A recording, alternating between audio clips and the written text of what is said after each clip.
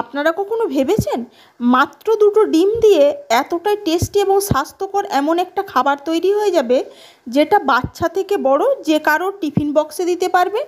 এছাড়া যারা ডায়েটে আছেন তারা ব্রেকফাস্ট থেকে ডিনার যে কোনো টাইমে এই খাবারটাকে তাদের খাদ্য তালিকায় অন্তর্ভুক্ত করতে পারেন। ভীষণ টেস্টি লাগবে।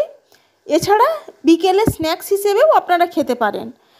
তার জন্য সবার প্রথমে ভিডিওটা স্কিপ না করে দেখতে হবে, আর কেমন লাগলো আপনাদের সেটা অবশ্যই কমেন্টের মাধ্যমে জানাতে হবে। একদম ভীষণ হেলদি একটা রেসিপি। সবার প্রথমে রান্না করার জন্য এই যে আমি একটাই গাজর নিয়ে গাজরটা ভালো করে ছালটা ছুলে ভালো করে ধুয়ে পরিষ্কার করে নিয়ে এই যে এটা গ্রেট করে নিয়ে ফিরে আসছি। আর এমনি বাচ্চারা সবজি খেতে পছন্দ করে না, এইভাবে দিলে তাদেরও দেখবেন খেতে ভীষণ ভালো লাগবে। আপনারা যেমন অনুপাতে বানাবেন সেই হিসেবে সবজিটা আপনাদের অনুপাত অনুযায়ী অ্যাডজাস্ট করে নেবেন। নমস্কার, সুরভি রান্নার তরফ থেকে সকলকে স্বাগত। আমি সুরভি আবার একবার চলে এসেছি আপনাদের মাঝে আমার নতুন একটা রেসিপি নিয়ে। রান্নাটা করার জন্য সবার প্রথমে একটা বড় বাটির মধ্যে এই যে দেখুন আমি এক বাটি ওটস নিয়েছি। এবার এর মধ্যে দুটো ডিম ফাটিয়ে দিলাম। এবার ডিম দুটো ওটসের মধ্যে ভালোভাবে মিশিয়ে নেব। নিয়ে মেশানো হয়ে গেলে এটা ঢাকা দিয়ে মিনিট 15-20 মতো রেস্টে রেখে দেব।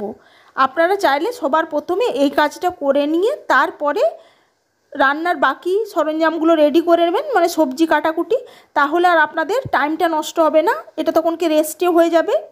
এভাবে মিশিয়ে ঢাকা দিয়ে তারপরে বাকি রান্নাটা শুরু করব।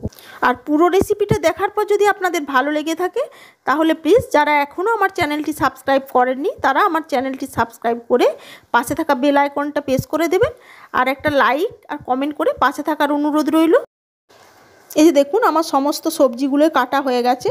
একটা গাজরকে মিহি করে কুচিয়ে নিয়েছি, একটা পেঁয়াজ, একটা টমেটো, ঝালের জন্য কাঁচা লঙ্কা ছোটো ছোটো করে কুচিয়ে নিয়েছি। আপনারা যেমন ঝাল খাবেন সেই অনুপাতে লঙ্কাটা অ্যাডজাস্ট করে নেবেন। এছাড়া আপনারা যদি আরও সবজি দিতে পছন্দ করেন সেটাও দিতে পারেন, যেমন ক্যাপসিকাম, বিনস, যদি ধনেপাতা পছন্দ করেন সেটাও দিতে পারেন। এবার এই সমস্ত সবজিগুলো এই যে ওটসটার ডিমটার সাথে ভালোভাবে মিশিয়ে নেব।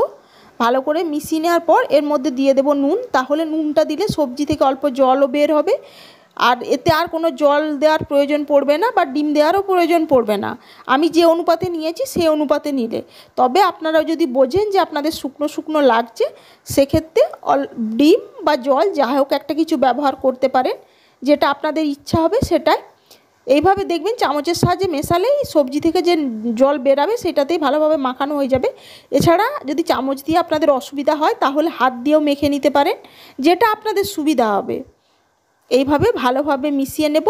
তারপরে এর মধ্যে একে একে দিয়ে দেব হলুদের গুঁড়ো, কাশ্মীরি লঙ্কার গুঁড়ো, গোলমরিচের গুঁড়ো আর গরম মশলা গুঁড়ো, আর ওই যে নুনটা আগেই দিয়ে দিয়েছিলাম স্বাদ অনুযায়ী। এবার সমস্ত কিছু দিয়ে ভালোভাবে এটা মিশিয়ে নেব। খুব সহজ রান্না এবং ভীষণ তাড়াতাড়িও হয়ে যাবে।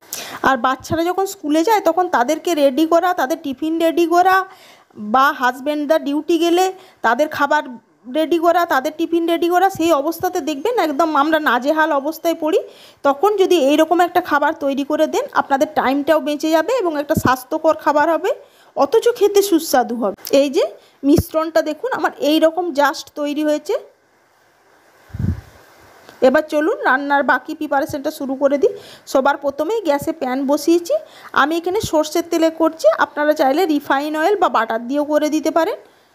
সবার প্রথমে তেলটা ব্রাশ করে নেওয়ার পর এবার এর থেকে এই যে এই চামচ অনুপাতে আমি 3 চামচ নিয়ে এর মধ্যে দিয়ে সুন্দর করে একটা পরোটা বা রুটির শেপ তৈরি করব। খুব বেশি পাতলা করবেন না, সেক্ষেত্রে আপনাদের বানাতে একটু অসুবিধা হবে। দেখুন এই যে ঘনত্বটা জাস্ট এইরকমই আমি করেছি, এরকমই করার চেষ্টা করবেন।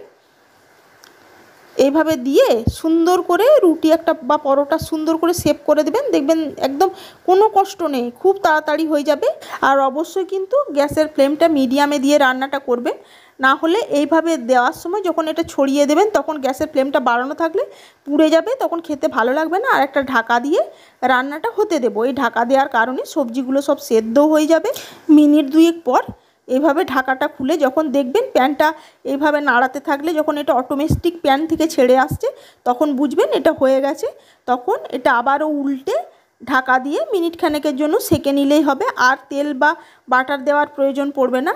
এইভাবেই প্রত্যেকটা করে নিয়ে ফিরে আসছি। আমি এটা মোটামুটি আমার 3টে হবে, আমি সেই অনুপাতেই বানিয়েছি। একটা মানুষের জন্য প্রচুর হয়ে যাবে, মানে এনাফ ব্যাপার। এইভাবেই সবকটা করে নিয়ে ফিরে আসছি।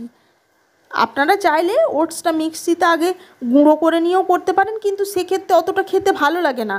এইভাবে করলে ওটসটা মানে মুখেও হালকা হালকা ঠেকে খেতেও ভালো লাগে, আর এমনি ডিম সবজির কারণে ওটস এমনি ম্যাশ হয়ে যায়, আর বেশি গুঁড়ো করে দিলে সেটা তখন খেতে আর অতটা সুস্বাদু লাগে না। আমার একটা তৈরি হয়ে গেছে, এটা নামিয়ে আবারও দ্বিতীয় আরেকটা আপনাদের সাথে শেয়ার করলাম। আপনাদের সুবিধা অনুযায়ী এইভাবেই প্রত্যেকটা করে নিয়ে ফিরে আসছি। এই যে দেখুন, সুন্দর একটা টিফিন বলুন, ব্রেকফাস্ট বলুন, আমার তৈরি হয়ে গেছে ওটস দিয়ে। এটা কি নাম দেওয়া যায় আপনারাই বলুন। এটা চিলা কিন্তু না, আবার পরোটাও না।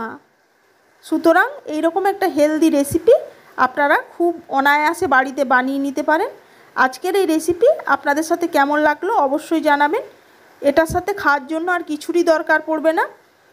আমি এটা ব্রেকফাস্টে নিয়ে বসে পড়েছি। আজকে রান্না আপাতত এই পর্যন্তই। আপনাদের কাছে কেমন লাগলো অবশ্যই জানাবেন। ভালো লাগলে সাবস্ক্রাইব আর লাইক দিয়ে পাশে থাকার অনুরোধ রইল। আজ তাহলে এটুকুই, আবার হাজির হয়ে যাব অন্য কোনো রেসিপির সাথে। সবাই ভালো থাকবেন, সুস্থ থাকবেন, আর কী ধরনের রেসিপি দেখতে চান অবশ্যই কমেন্টের মাধ্যমে জানাবেন। আজ তাহলে এইটুকুই, ধন্যবাদ।